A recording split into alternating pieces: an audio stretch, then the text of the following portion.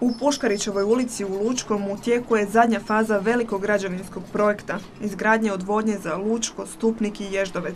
Dosad je postavljeno gotovo 5 km odvodne magistralne cijevi koja će omogućiti da se ova mjesta postupno spoje na kanalizaciju. Izgradnja kanalizacije ovog je puta, čini se, pala u drugi plan. Zanimalo nas je li se moglo naći bolje rješenje od zatvaranja spojne ceste. Ne postoji alternativa za tu trasu. Znači, samo tu da se može proći. Samo gradilište je vrlo zahtjevno, da se kopa na dubini od 6 metara, a promjena cijevi je 1100 mm. Dakle, vrlo duboko se kopa, veliki su građevinski strojevi, radi se o građevinskim jamama koje treba osigurati od urušavanja i nikakav teret veći u blizini ne može proći.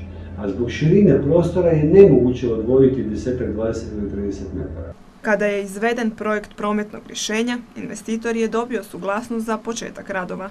Kažem da je optimalno rješenje, nađeno je optimalno rješenje kako bi sami radovi trajali što je moguće kraće. Kad bi pustili, nemoguće je pustiti promet u zonu gradilišta, a kad bi ga pustili, radovi bi bili se produljili 2 ili 3 puta.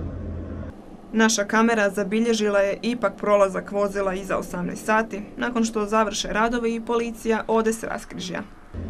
Obilazni pravci su obilježeni. Znak zabrane prometa je postavljen. Ako neki vozač krši znak zabrane prometa, on je odgovoran i za sebe i prometnoj policiji. Ukoliko se nešto desi, oni će to raditi na svoju vlastitu odgovornost.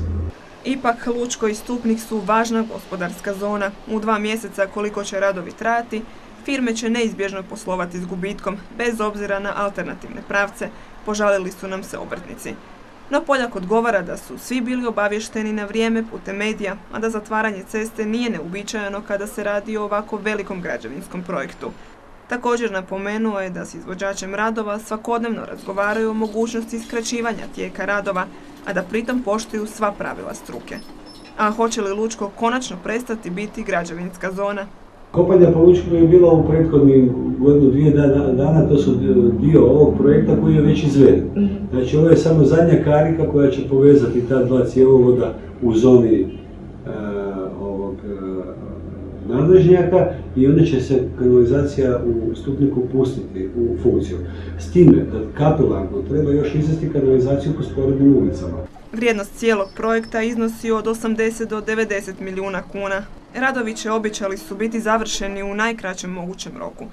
Do tada ćemo se, čini se, morati strpjeti i do odredišta ići neusporedivo duljim obilaznim putevima.